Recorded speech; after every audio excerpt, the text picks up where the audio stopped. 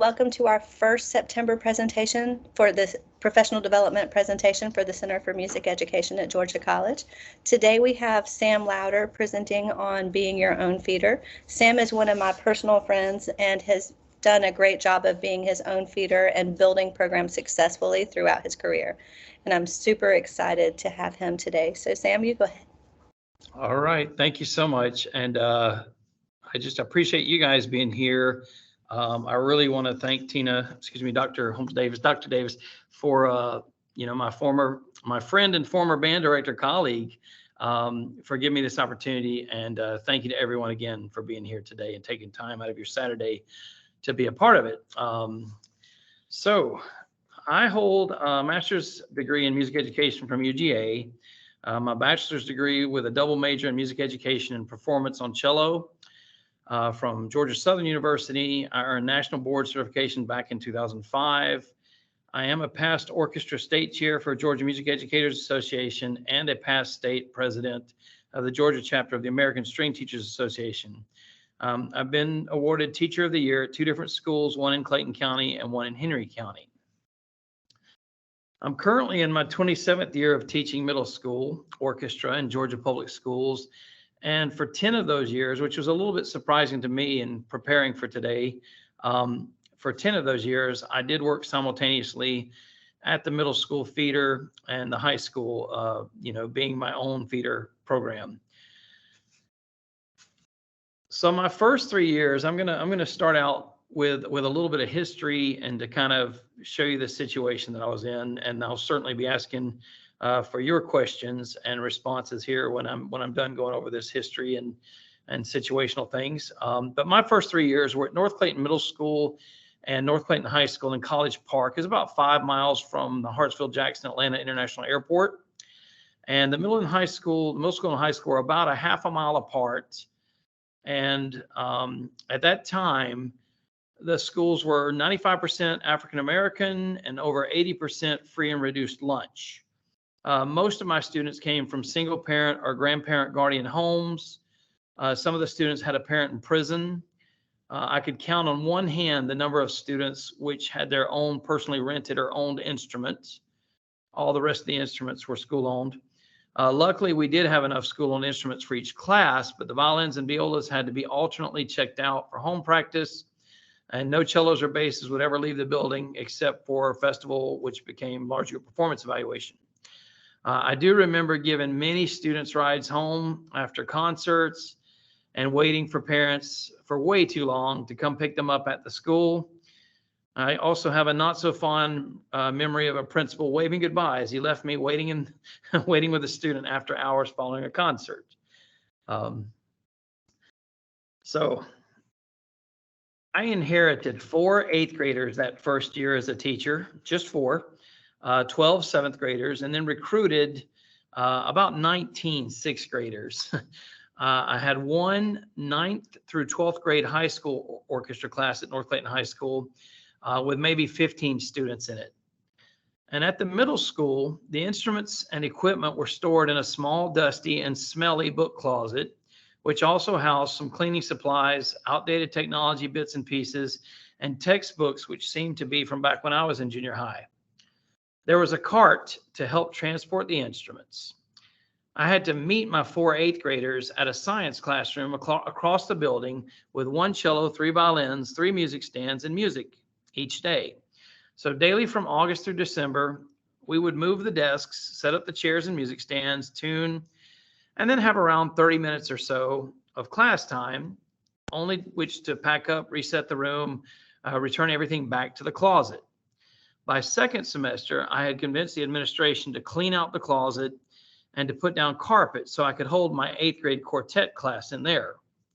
The carpet consisted of used 2 by 2 foot black squares that were not glued down firmly and would often come up and trip us. It still beat traveling to the science room. For 7th grade and then 6th grade at the end of the day, all instruments had to travel from the closet to the corner of the lunchroom where some music stands, 2 partition walls, and Fred Flintstone's first piano lived. Luckily, the 7th graders and 6th graders had to meet me at the closet to help carry their own instruments and try not to trip while getting them from the bookshelves. So class time involved traveling to the lunchroom, opening the 2 partition walls up, unstacking and setting up chairs and music stands. We would hear the lunch ladies yelling and pots and pans banging, and at times they would even sing along with us while we played, and that was not at our request. When 7th grade was finished, we would return instruments to the closet. We did not have to break down our corner of the lunchroom until the end of 6th grade at dismissal each day. In between 7th and 6th grade, I would hop into my car and shoot over to North Clayton High School. The high school had metal detectors at the entrance when I first started teaching there.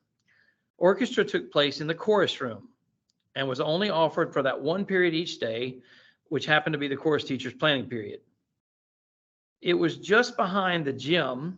There's 2 floors, that part of the building, and the chorus room was situated underneath the band room. I'm not sure whose bright idea that was. So in addition to setting up, putting out chairs, unracking and re-racking stands, rehearsing on tiered levels, all the while hearing trumpets, timpani, trombones bleeding through our ceiling, always playing different key signatures, time signatures, and tempos. On more than one occasion, as I was turning, approaching the rear the rear parking lot of the high school, I would see the entire student body crossing the road to go stand and wait in the nearby church parking lot until the all clear was given after a bond threat was called in. They found out after a number of instances that a student or a group of students was using the payphone actually located in the gym lobby to call in these fake bomb threats. I would lose the entire class period whenever this happened, because when the students finally got back in the chorus room / orchestra room, there was no time left. The situation was certainly not ideal, but I believe I'm a better teacher today because of those early experiences. The biggest advantage during my North Clayton days, if you can consider it such, was getting to hit the drive-through for lunch in between high school and returning back for 6th grade. It also really focused my efforts on growing successful programs at both schools, which is really what this is all going to be about. If there is time at the end of the stated topic, I will share some recruitment ideas that have proven successful and I believe were born out of the need to not continue being my own feeder. By my 4th year as a teacher, the North Clayton Middle School Orchestra had grown to become the 2nd largest in Clayton County, with me only at the middle school all day, and renovations, which included a nice new large orchestra classroom in the exploratory wing. The North Clayton High School position was then large enough to split with another high school orchestra program nearby in the county. This was a much nicer situation for all involved. Today, I cannot remember all of my current 6th grade students' names yet, but I can remember many of the North Clayton kids' names.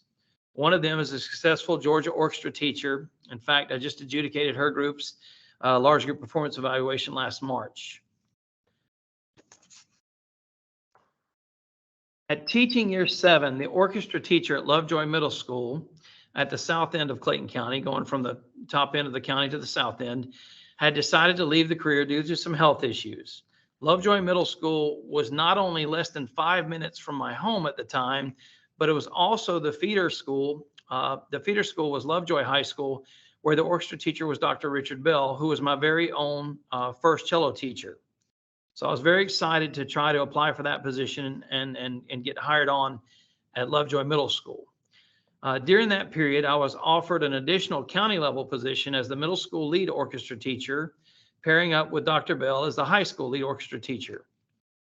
Clayton County was experiencing district level leadership problems with the school board and was losing both teachers and superintendents rapidly. And unfortunately, in 2008, the Southern Association of Colleges and Schools revoked Clayton County's accreditation, calling the school board dysfunctional with many accusations of micromanaging and abusing power. In the meantime, Henry County had recently piloted an orchestra program at Union Grove Middle School and Union Grove High School, and plans were in place to offer orchestra positions at the soon-to-open new Ola Middle School and High Schools, and then the future opening of Woodland Middle School and High School in Stockbridge. Coming from the growth and success I had in Clayton County, I would need to start all over again. I inherited some of the already in orchestra kids from Union Grove Middle School that were rezoned when Woodland Middle School finally opened, but would need to become part of my new community, recruit new sixth graders, and compete with the band and chorus teachers who had the same goal. Orchestra was already the new kid on the block anyway. It really is always the new kid on the block. Band and chorus have been around for much longer times than orchestra programs have. So my numbers were small.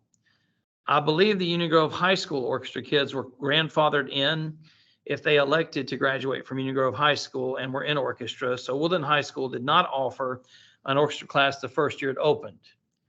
A few of my Clayton County orchestra teacher colleagues that moved to Henry County were initially their own feeders at Union Grove Middle School and High School, as well as Ola Middle School and High School. Those programs grew, and like when I was at North Clayton, the UGMS the Union Grove Middle School and Ola Middle School teachers became full-time, and then a new teacher was hired to take on the shared position of Ola High School and Union Grove High School orchestra director.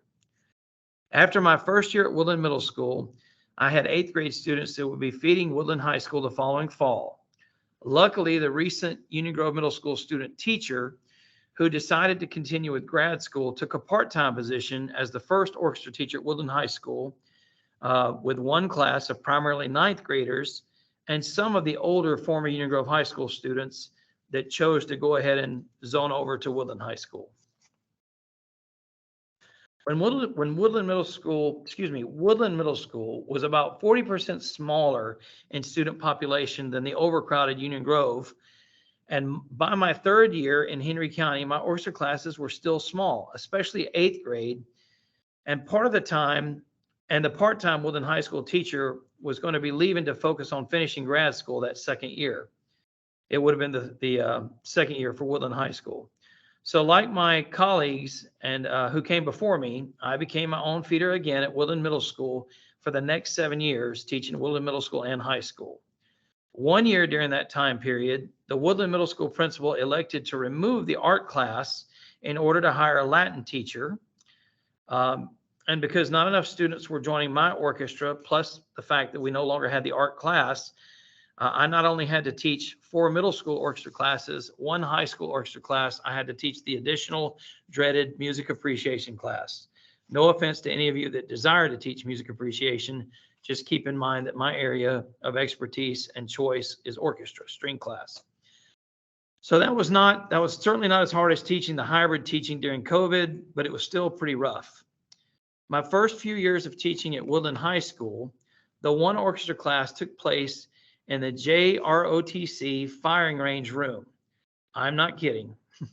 Like at North Layton High School, it was mixed with the 1 class of freshmen, sophomores, juniors, and seniors. As my orchestra program at Woodland Middle School grew, so did my Woodland cluster, and they let me, hear that as they kept me, at both schools. Luckily, another Woodland Middle School principal who was close to a district leader convinced her of the need to keep me full-time at Woodland Middle School and hire a full-time Woodland High School orchestra teacher as well. By then, my Woodland High School orchestra class had over 70 students in the 1 class period, and we were happily relocated to the Fine Arts Hall where we acquired the former theater class. The theater teacher was obviously not very happy, but theater was more of a club and not actually a daily class. So now that you have an understanding of the situations I experienced, you can see there are many issues with being your own feeder. I would like to address some of the positives as well as some of the obstacles I've found useful during my career. And I hope that when I'm finished going over some of these things that you'll offer up some questions. So here we go. First off, there are some positives of being your own feeder. Some good things.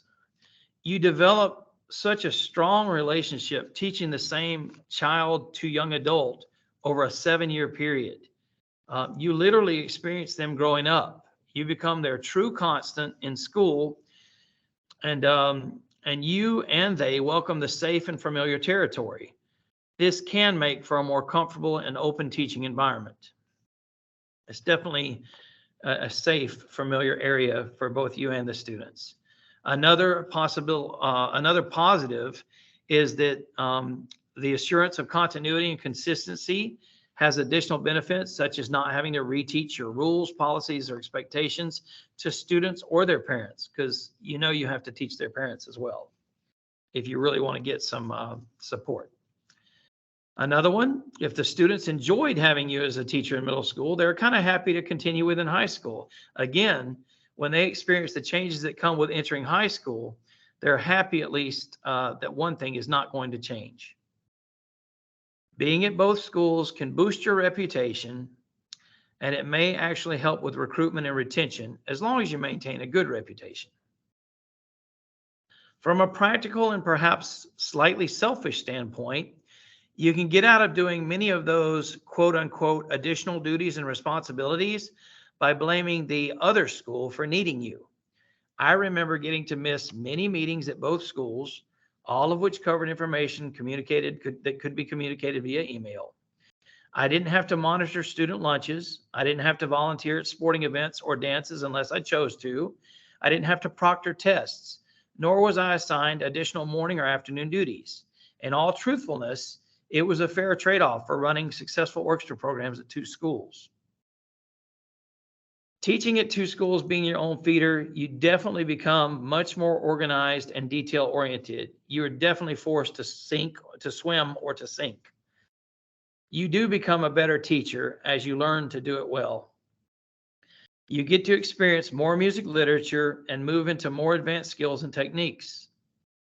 You get to see that awkward adolescent kid grow into a more mature young adult. It can be very refreshing to leave middle school drama behind, if just for an hour or two each day. So those are a lot of the good things to being your own feeder. And now the obstacles, the bad. So it was difficult to form strong relationships with teachers when working at two different schools. And while your workload may feel doubled, and often was, your achievements felt like they were split in half. It is literally teaching two full programs. You complete lesson plans for both schools, give assessments for both schools, give grades for both schools, put on rehearsals and performances for both schools. Everything for one you do for the other. Fundraising at both schools, composite pictures at both schools, field trips at both schools, performance evaluations for all of your groups from both schools. You're probably required to be evaluated at both schools. You must deal with administrators, counselors, bookkeepers, custodians, coaches, etc. at both schools. And while you may get out of some extra duties, you will lose much of your planning time and vastly increase your workload. If your students were starting to lose a little interest in orchestra or in having you as their teacher, this could definitely cause them to discontinue orchestra at the high school if they were going to be stuck with you again. Not having a different high school teacher also forces students to lose the advantage of broader teaching experiences, possible new techniques, or differing perspectives. Me being a cellist, I'll probably never be able to perform as well on a violin, and students need interaction and opportunities to learn from phenomenal violinists as well as cellists. So I've already addressed the potential problems with classrooms or lack thereof. Whenever I was being my own feeder, my schedule would only allow me to teach one class at the high school. Usually it would take place in one of my 8th grade class spots from the middle school. So the one 8th grade class I had left would become quite crowded as the two former 7th grade classes were combined into one.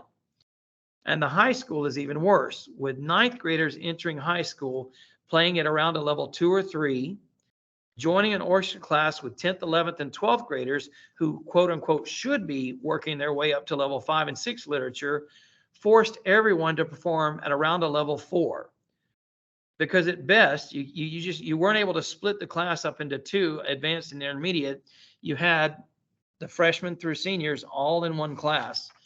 And in some cases, in some years, you'd have really good leadership that would help out the freshmen. And then there were other cases where the freshmen would be kind of picked on by the high school students who seemed to be tired of working on music that was below their expertise. So that's definitely some obstacles that you may experience, you may be experiencing now or could experience in the future, that you kind of need to be aware of. I think, as teachers, we learn that, first identifying the problem helps us lead to the solutions. And you need to kind of understand, what causes the problems in order to work at finding a solution. So now what I'd like to call the ugly part. And Tina asked me to whistle the theme to the good, the bad, and the ugly. But I'm not sure your age group in this room. So you want to do it, Tina? No, and most of these children are too young to know that this was a TV show. Absolutely. I figured that they probably wouldn't recognize the tune anyway. It's just me and you. Yeah. And maybe Queen Extra credit if any of you guys do it, and no cheating and looking it up before the end of the session. All right, so here's my ugly share. So this next area is sort of a true confession and wasn't as easy for me to share, but I believe it should certainly be addressed. There is a dangerous complacency that exists when you teach, or in this case, attempt to teach a student for a number of years, and said student is not progressing or does not progress at the expected rate, perhaps even far below it. And as a middle school teacher, you may think, at least when they get to the high school, that orchestra teacher will fix that issue, or with tone or posture, intonation, rhythm, etc. But you are also the high school teacher at that point. And you sometimes, unfortunately, give up on trying to fix an issue that just won't improve. And you feel so defeated because there's no one else to blame except for the kid's own lack of practice. It can be quite disheartening. Another related area to be careful of is when your perception of a student's habits and productivity becomes frozen, and you sort of lock the bar and never expect anything more from the student that the new high school teacher might. You run the risk of expecting mediocrity at best, and you actually encourage nothing better. So I just want to point that out, because those are some kind of dangerous areas that you can fall into when you're feeding your own program. I currently teach my largest number of students in my career. I have 171. I'm only at one middle school post-COVID, and I really do hope to never become my own feeder again. Ideally, you want to outgrow the need to be your own feeder. You want to work yourself out of that situation. The concept is better for the front end of a program, starting up new, getting that first job, getting your foot in the door, accepting what might be less than ideal situations, but then building and growing the program. It's not such a good situation if you're trying to save a program that might be collapsing. An alternative, or maybe discontinued, an alternative to feeding your own program that unfortunately is happening with music education in different counties around the state and other states in the country. Music's always on the chopping block. If there's funding shortages, and there's obviously big time teacher shortages around the country, not just in music education, but in all academia.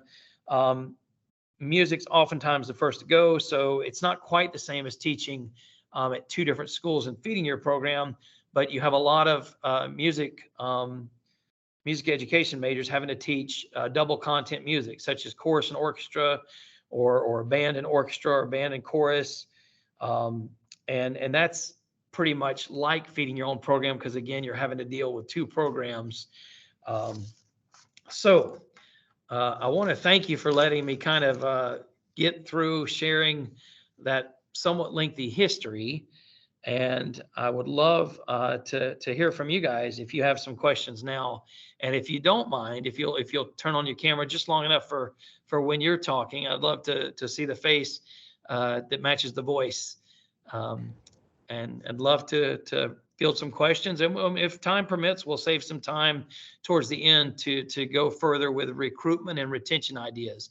But let's the questions. Sorry. Okay. Yeah, this chat has been more active than any chat I've seen in one of these presentations. So Queen Esther, will you start with your question about coping with the sound bleedage? Okay, Good morning. Well, good afternoon, Mr. Lowder. Thank you so much for all of your insight and invaluable information and sharing your experiences. I am a new teacher. I started last year after moving home recently, and this is now my second year. Now I'm starting to dig my heels in just a little bit more. Um, I actually wrote my question in the chat, so I'll read my question. Okay, so there are separate main entryways to both the band and the chorus room. So one, let me add another dimension to what I just described. We're in the gym. Let that sink in. We're in the gym. Okay, so you got the noise. you have the noise from the PE classes. Okay, and they have like we're like a third of the gym area, so they have like 2/3 the size, and then on the remaining third, we're opposite of each other. So you walk into the gym, you got chorus, you walk a little ways further, and then you got band, same side of the room, same side of the building. Okay, so separate main entryways to both the band and the chorus room. However, once entering the rooms, there is an adjoining hallway. So, in that hallway, you have a couple of practice rooms, and then you have an area where you can do storage, and then you have another area where you can store other instruments and such. But in that hallway and in those practice rooms, multiple students, we're in class the same periods of the day. We both have the same planning. So there are students in the hallway, and of course, the instruments project much more loud than the human voice. So when we're rehearsing, we can hear people learning how to, make sounds out of their buzz or read instruments. And, sometimes there is blaring of the sounds. I even had a student one day to open the door that I would go into the hallway. I had a student to open the door, take his trumpet, and blow into the classroom while I was teaching. So I just want to know, how do I push through that? How do I still get things accomplished, even though that all of that is going on at the same time? Well, first of all, thank you for joining the profession. Thank you for what you do, and welcome. And thank you for your question. Can you remind me again? You said it's high school, and what It's actually subject? middle school. Middle school. Okay. Seventh and eighth grade is our middle school grade, or our middle school grades. Chorus, band, orchestra? I'm sorry. I am chorus. Okay. Chorus. Wow. Yes. Even tougher because you're fighting all the instrumentalists as well as the PE kids. And the fact that they're middle schoolers, they're just going to, by default, do even more stupid things. The high schoolers may lean towards more illegal things, but the middle schoolers are professional stupid makers, stupid doers. Yeah. So the short answer is you've got to grow out of that room. Is it one of these situations where it's a stage that's been converted into the chorus room? No, it was actually staged. That it was when the building was erected. It's actually the old, I don't know if you've ever heard of Sumter County Comprehensive High School, but it's the old Sumter County Comprehensive High School building. So that's just where the middle school is. Okay. All right. And so the gym, it's going to be that way. Yeah, I'm just kind of trying to envision everything you described. You described it well. And I can even get distracted right now hearing the noises in my head, just pretending that I'm hearing it. I can be there with you. We're going to probably all envision what that's like. And in teaching chorus would be so much harder to try to pick up on the vocal tone and the pitch, and to try not to be distracted. You could always tell at North Clayton in that lower chorus room if there was a sub, because if there was a sub upstairs in the band room, I mean, first of all, they shouldn't have been on the instruments. But number two, it was crazy wild. Like there's got to be a sub up there today because it's like nothing but racket. Yeah, there's outside of prayer that they're going to do renovations. You're going to have to, one thing you can do is you can get your parents involved, and you can, in the most professional way, maybe have a parent or two come and listen to one of your class rehearsals, or like one of your really good kids, one of your supportive parents, if you picked out, invite them to come in, and you can do it under the guise of, hey, would you come and figure out some ways to help us with a fundraiser, or take pictures of the class, or do something that I can advertise, under whatever guise you want to call it, but with the true intention to show them what you're dealing with. Because sometimes the squeaky wheel that gets the grease comes from the parent, and not from the teachers that are actually being paid to try to be successful in the building. You get enough teachers who really support you and what you're trying to do with their children, that complain to your administration, you've got a good level of support there that will do more than you can do by yourself. And then again, you continuing to do the best job you can there, and growing the program, watering that seed that you're planting is going to eventually have that flower grow out of that room and bust at the seams. And you need to be better than the band and the student that comes and blows their horn into your classroom. And you need to have those hard talks with your band, and you don't have an orchestra, it's band and gym, right? That's who you're dealing with. Correct. Just band, chorus, and of course, PE. Yeah. And there's always that competitive nature we have. I mean, I worked with Tina, and we got along well, and we understood the importance of music education as a whole, and we never fought. I had a chorus teacher at Lovejoy. The first thing she told her kids on day one was, you do not have to cut your fingernails to be in chorus. Because one of the things I have to tell orchestra kids is, you can't have long nails to play a violin, viola, cello, or bass. And I don't have to tell them that until after they join. So she was immediately grabbing up kids saying, you're going to have to cut your nails if you join orchestra. And it's just, it's funny how we feel this need to compete with one another, and we lose fact of the philosophy of music education and what we can bring together to students through music. And we think we have to have them all in one class. I mean, there are kids that are singers, there are kids that are instrumentalists, and there are kids that are drawn to certain instruments, and there are kids that can't function on an instrument, or at least are going to need to make some allowances to make it happen. So that would be my advice, to try to do those things. Sure. May I ask a question? Just as you were speaking, and sometimes my wheels just turn that way, thinking of alternate ways. What do you think about sometimes getting outside of the four walls, just having chorus class outside sometime? Absolutely. Wonderful idea. Wonderful idea. Okay. Anywhere you can be successful with the group, which also identifies how difficult it is to do so in your classroom. I mean, you need the traveling chorus. You need to go sing for the front lobby. You need to hop into the office. You need to find out whose birthday is it. You need to go sing a 4-part happy birthday. You know what I mean? Anything that can make your presence known and your kids' success known, and show what you're doing, and give you that. I like that idea. I love that. Absolutely. Can I interject an idea? Please. It's not my place to answer, but I was thinking while you were talking about, are there any teachers who are not using their classroom during your class? Like, are there any teachers who are on planning that might be willing to occasionally let you have chorus in their classroom? The only thing is, in the main building,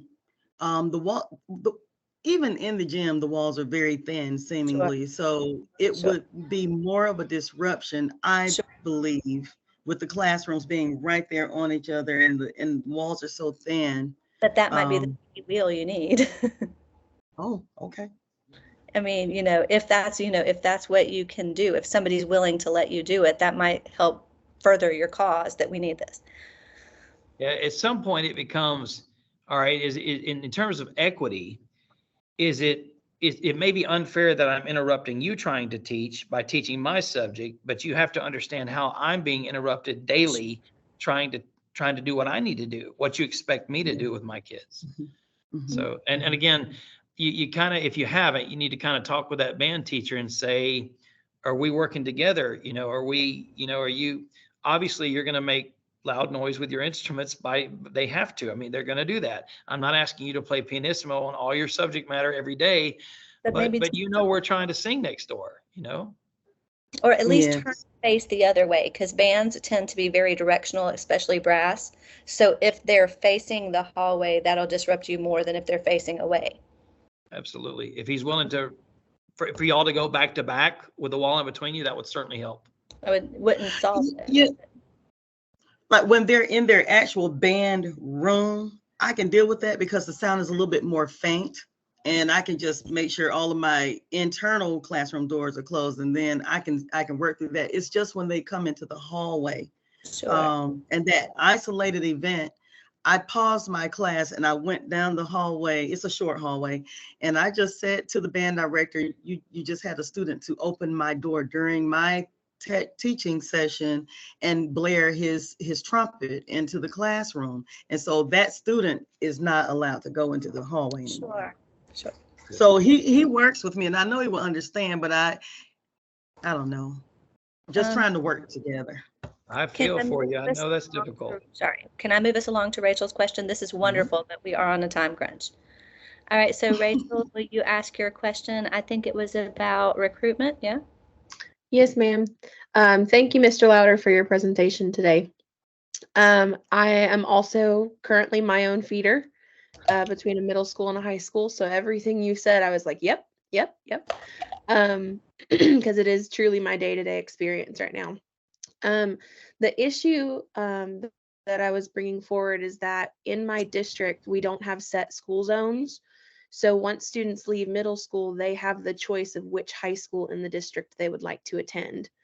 And a lot of my 8th graders, who are brilliantly talented and perfect angels, are being enticed by other programs that are, non-musical. They could be academic, they could be college prep, whatever. But I'm struggling in trying to grow this program. I just got there last year and I'm basically building it from the ground up. Last year I had at my high school 18 chorus students total. And this year I'm sitting at 32, which is great. We're making progress, but not many of them are coming from my feeder program at the middle school because of the option of choice. So I was just looking to you to see if you may have any ideas for other recruitment tools that I can use, since I typically am getting new 9th graders that I have not taught previously. Okay. Well, thank you also, Rachel, for being a music educator. Appreciate what you do. Thank you for the question, and for being here. So middle school and high school chorus, and you were talking about recruiting more at the high school level as 9th graders or at the middle school level? At the high school, since I have an issue with trying to have retention from the middle school. So, and our county has this Impact Academy now, and they're pushing for more and more college level and IB program and advanced placement and college credit classes at the high school level. They apparently want you to go to college before you ever step foot in the door. But and the parents that look at that as such a great opportunity for their kids, they a lot of times they pull out the investment that they've already started as a great opportunity through music, and I'm afraid that it's going to be one of those regrets that parents are going to have. Now, there's going to be some students that it's going to be ideal for them. They're probably going to be they're going to work maybe in medicine or in technology or in something that's more driven and specific. And it's kind of like content college based. They're kind of going in that direction by choice. It's so unfortunate that they can't continue with their music. The majority of doctors that I've seen in my life, my urologist talks to me about how he played French horn and how much he loved. As soon as they find out that I'm an orchestra teacher, there's all these talks. Forget anything I'm there to the doctor for. We've got to talk about music education and how they love music, and how you know as well as I do, or if you don't know it, you will know it, that a lot of these really fine, much higher paying professions are people that were involved in music when they were children. So let's get back to your question. When when I talk to my high school colleagues, especially my current feeder that I give to, like when COVID hit us so hard, and a lot of people that couldn't do well in middle school those couple of years went ahead and dropped orchestra because I think they were too fearful that it was going to pick up where they never got to, as opposed to this, regrowing and this ripple effect we're all experiencing right now, trying to comeback regrowth. So he had some small classes and didn't want to run the risk of becoming itinerant and placed at two high schools or having to teach other out of content classes. So he got on, and this is not quite going to work for you with chorus, but I'm hoping you can draw a parallel. He got on Donors Choose and had 25 violins donated to the school.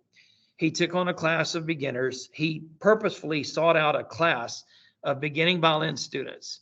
And for a full year, he taught them violin. They could be in band if they wanted. They could be in chorus. They could be brand new, never touched an instrument, missed that opportunity in middle school, never did it, want to just join fresh and new, no experience needed. And, there was a good group of those kids. I'd say a third of them did well enough as a beginner to go ahead and continue in the high school lower level programs.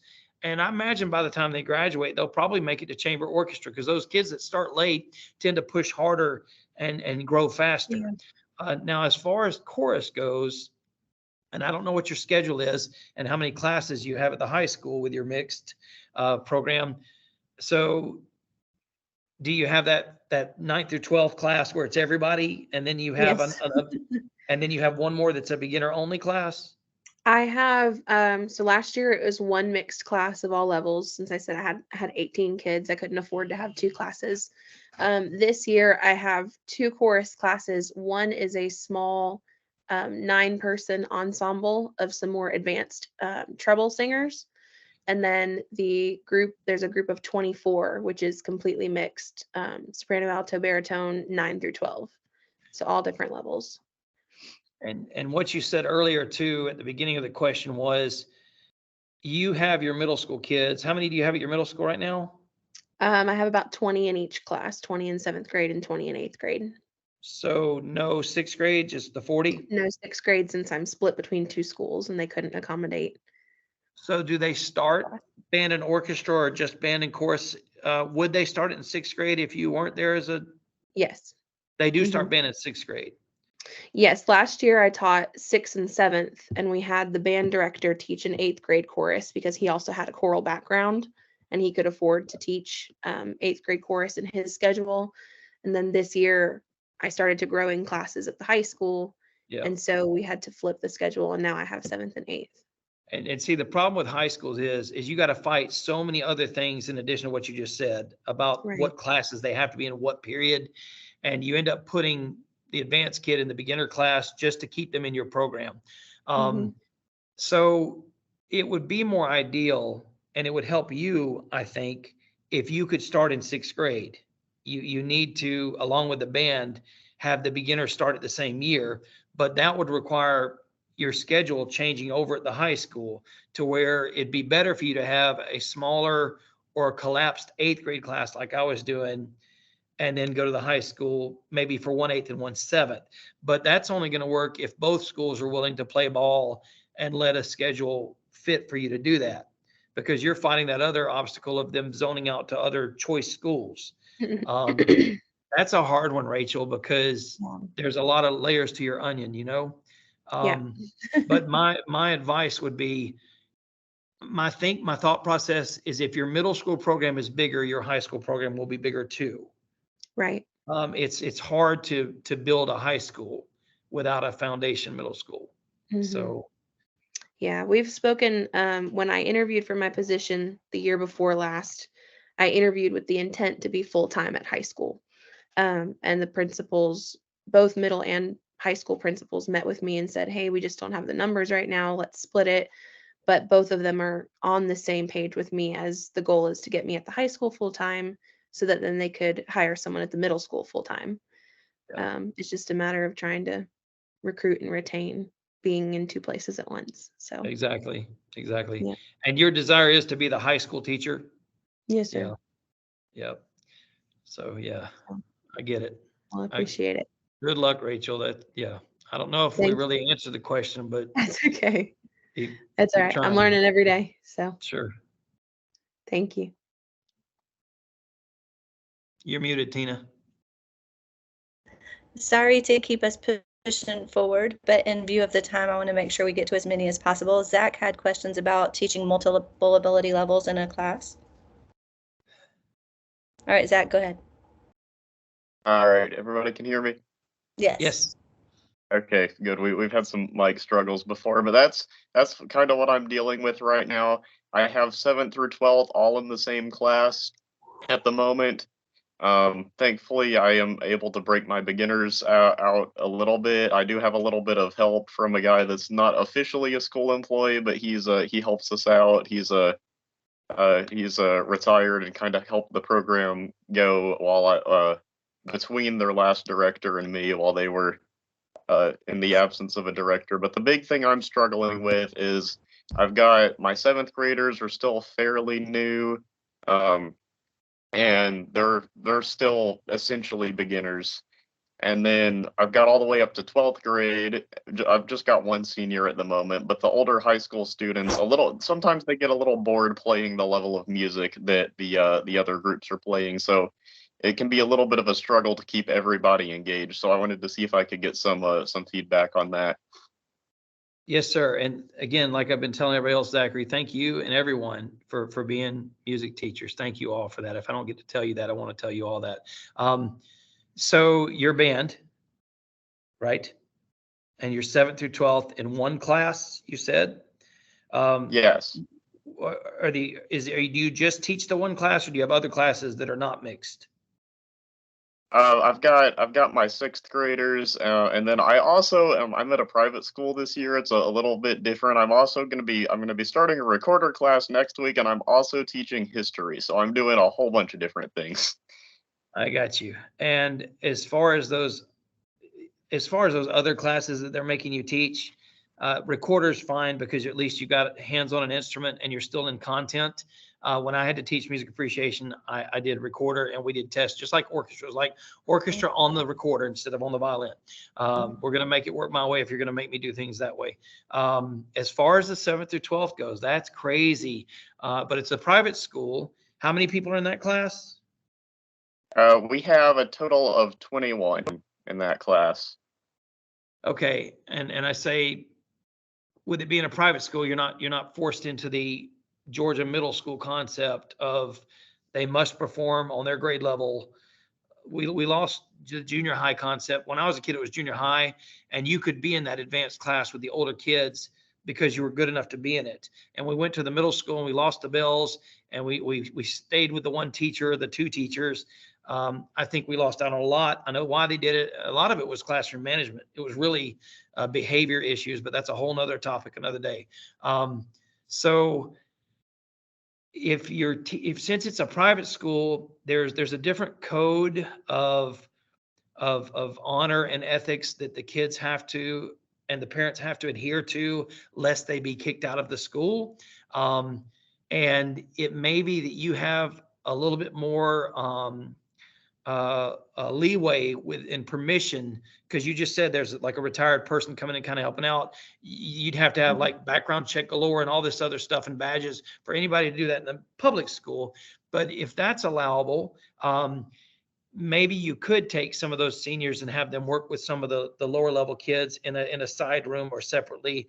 And of course, you know your literature better than I do, but if there's literature that extends itself to, like for example, in orchestra, you can get music that's made for the more advanced player, but it also has the easier parts built in to it. And so people are still working at their level and at the easier level simultaneously. And then you're dealing with balance and you're dealing with how good, the kids are. I mean, that's the first thing that comes to mind is how would you deal with 7th through 12th? Because like I said before, when I was at the high school, level 4 is about all we could handle. Mm-hmm. And we were just kind of stuck. Rob Um, Smith writes for marching band some of those things where the parts are harder, but then there are easier parts for either students who can't play the harder part or for middle school students who may be marching in a small program, because his wife has one of those small programs. and the flex band stuff is Kind good of where fun. you kind of pick and choose, and that would be my first piece of advice. I could probably think on a lot of these things more, and like when this is done, I'll be like, oh, I should have said that. But and then you'll think of things too. But I don't know if that helps at all, Zachary. That's that again. These are tough situations you guys bring up, and I think that the more you grow your program, a lot of programs, a lot of growth, it has its own issues, but it also tends to give you more power, and you can do more things, and you don't have to do as much of this other stuff if you've got more. And it's easy to say grow your program. It's a lot harder to do that. Um, just keep doing the best you can do with it, and keep getting it out there and letting the administration and the parents know what you're doing, so that you keep getting that support to get you what you need, or to keep asking for it. So. Right, yes, and Shay had a question about budgeting, I think. Mhm. Shaya, will you show your face while we talk, or are you camera off today? Good afternoon. I'm compromised at the moment. I'm gonna be camera off right now. But yeah, I just think it is weird that they always put music on the chopping block whenever it's coming to funding or budgeting. When we know that music contributes to a lot of academics and we see it correlate all the time. It was just a generalized question that when Mr. Lowder was speaking that I just want to speak on. I'm looking for the question in the chat. Oh, I hope I didn't just lose my whole call trying to pull up the chat. Let me get back into, maybe you can read me the chat question out loud. Oh, yes. Ideas, yeah, for funding. Oh, ideas for funding, additional funding. Okay. So is your organization allowed to fundraise? Yes, sir. I'm with the middle school band. I'm a band director at a middle school in Georgia. All right. Is your band, do you have a chorus and an orchestra, or just a chorus? We have band and pull-out orchestra. Band and pull-out orchestra, but no chorus? No chorus. I think one of the board leaders that's over our music department for the district wants the band directors to teach chorus at the same time. Sure. Of course they do. Well, Of course they do, a band 'cause class that's a and a budget chorus saver. class. Yeah, and I'm not strong at chorus. I never had a chorus class. I was always a band student. So that's not really up my expertise. I got you. Yeah, we major in the area that we want to teach. That's why we do it. So, and thank you for teaching too. So you got that band, the pull-out orchestra, and I only asked you that because sometimes you can do a fine arts combined fundraiser or just a band fundraiser. We were always limited to how many we could do a year, and trying to find successful fundraisers based on the product and pricing and your community and what they're willing to do. If they're not willing to buy, for example, cookie dough or cheesecakes or wrapping paper or sheets, is it a community that will go out and wash their cars on the weekends, that your band kids can wash cars at a gas station off to the corner? Is it you certainly, if your school allows it, if they're using a lot of school-owned instruments, are you allowed to charge a maintenance fee to kind of bring in a little extra funding that way? To obviously that money will be used for repairs, and certainly one major breakage could destroy your whole maintenance budget. But otherwise, it's kind of forming a little blanket there, a little amount of money to have on the side. The parents have to be willing to understand why you need the money. They have to know what it is you're doing and why you're doing it. And, you have to be upfront with telling them, look, the county will provide us X number of dollars, 50 cents to do $3 worth of work. If that, maybe a quarter this year to do 350. And they need to know, I'd like these opportunities to be available to your children, but it's going to cost. This is public education. So it's not going to all be free, and it's not going to be considered as important as, dare I say, the athletics or some other area of the school. Yeah, So that was just my issue of how they will pour money into athletics, but wouldn't pour that same amount for music programs. So that's just one of my fights that I have, especially in my absolutely. county, when I feel like our music program can be a lot better than what it is right now, considering its past, our past programs. So yeah, that's just my conflict that I'm dealing with. Sure. I'm sorry, Mr. Lowder. I have several questions from the same people. I'm trying to get to each individual person. So Rapid fire. yeah, we only have about 3 more minutes in the meeting. And can I send your email to some of these that had multiple questions? Absolutely. All right, then we'll switch down to Mel. She's an elementary school teacher. And Mel, do you want to ask your question? Hi. So I teach K to 6 at a private elementary school. And all my students, when they graduate 6th grade, they end up going to, 10 plus different schools based on whatever different private school criteria they have or where they get in. So I want to be like obviously a good feeder to all of these middle schools, but with so many different schools that my students go to, how can I like I've thought about reaching out to all of the potential, but there's also like I live in Los Angeles, so there's a million private schools that they could go to. Um, any advice for how to best support any or all middle school programs from my vantage point? A little, and I'm thank you for what you do, and I'm so it's so cool that you're calling from Los Angeles, or that you're on the call from Los Angeles, and I was just assuming everybody was Georgia teachers here in the room. That's awesome. So here's first comment. You're planting the seed, and your school system's allowing you to do that as a K through 6 teacher. So whatever you're doing really wonderfully well as a K through 6 teacher, you're doing it. You're making that happen. You're getting them involved in the music, and you're encouraging them to continue in music, whatever school they go to. I would ask your feeder schools, middle schools and high schools, for their concert programs at the beginning of the year. I would post those on the wall. I'd put them on your school website. I would encourage your kids and families to go see those upper level program concerts and see what they offer. I would invite some of those guys and ladies to come down to your school and maybe do a little demo for your kids. Have the high school kids come over and sing or play, and just we take for granted, at least I think in my area we do, the elementary music teacher, because they're getting spread thinner and thinner too. Sometimes they have to teach music and art or PE and music, and so we kind of take it for granted that when we start them now at the middle school level in 6th grade, when I was a kid, we were able to start in elementary back when it was K through 6, and then junior high was 7, 8, 9. So when you got to junior high, you were already 2 years into the program. So we take for granted the fact that we feel like we're starting them as beginners, when in actuality, some of our best students are those kids that were already bitten by the music bug in elementary and already finding that they had that talent or enjoyed music enough to have the hard work beat the talent and to be good at it. So I think that, yeah, those are some things I would do. I get involved with you sharing what they're doing, and then have them come to you, send them to them and have them come to you. I love that. Thank you so much. Sure.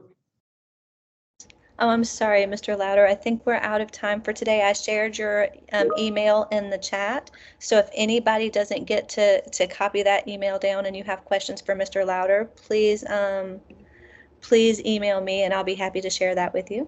And thank you so much for being here and answering all of our questions. Sure. Thanks again for the invite. Again, thank you all for what you do. Don't burn out. Hang in there. Keep working. The sun is shining somewhere. You just got to wait for the rain to pass. Hang in there. Okay. Rely on your friends and family, and take some time to rejuvenate and then get back at it. Keep fighting a good fight and all that. And thanks again. And yeah, I'll get to your emails as soon as I can. I'm actually in an ASTA workshop today. So I will, though. I promise. If you email me, I promise to get back to you. All right. Thank y'all so much. Have a wonderful Saturday. Thank you. Have a great.